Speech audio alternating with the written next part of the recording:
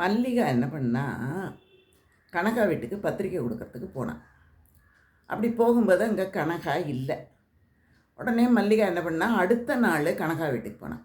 போயிட்டு, நேற்று நான் உனக்கு பத்திரிக்கை கொடுக்க வந்தேன், நீ இல்லை, நீ இந்த அப்போ கல்யாண பத்திரிக்கை எப்படி, என் பையனுக்கு கல்யாணம் வச்சுருக்கேன் அப்படின்னு சொல்லி கொடுத்தான்.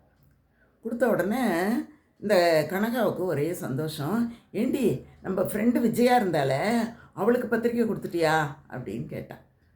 உடனே இந்த மல்லிகா சொன்னா, அட நீ போ, ஏற்கனவே அவள் வீட்டில் 2 பொண்ணு கல்யாணம் ஆகாத இருக்குது, இந்த நிலையில் நான் போய் பத்திரிக்கை கொடுத்தா என் பிள்ளைய பார்த்து அவள் பொசுங்கிற மாட்டா பொறாமையிலையே, அதனால் நான் கொடுக்கவே இல்லை அப்படின்னு சொல்லிட்டு, ஆமாம் நேற்று உன்னை காணுமே, நீ எங்கே போயிருந்த அப்படின்னு மல்லிகா கனகா கிட்ட கேட்டா. உடனே கனகா சொன்னா, ஏய் நமக்கு ரொம்ப ஃப்ரெண்டு ஒருத்தி இருந்தா பாருடி, ஒரு 2-3 தெருவு தள்ளி இல்லை, அவள் கிரகப்பிரவேசம்னு கூப்பிட்டுருந்தா, அதனால் அங்கே போனேன் அப்படின்னு சொன்னான்.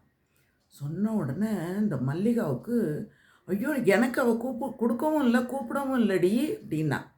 உடனே கனகா சொன்னா, ஆமாம் நீ வாடகை வீட்டில் குடியிருக்க, அவள் சொந்த இடம் வாங்கி வீடு கட்டியிருக்கா, உங்ககிட்ட சொன்னால் நீ பொறாமையிலேயே பொசிங்கிற மாட்டியா, அதனால தாண்டி அவகிட்ட சொல்லலைன்னு அவள் என்கிட்ட சொன்னான்னு சொன்னான்.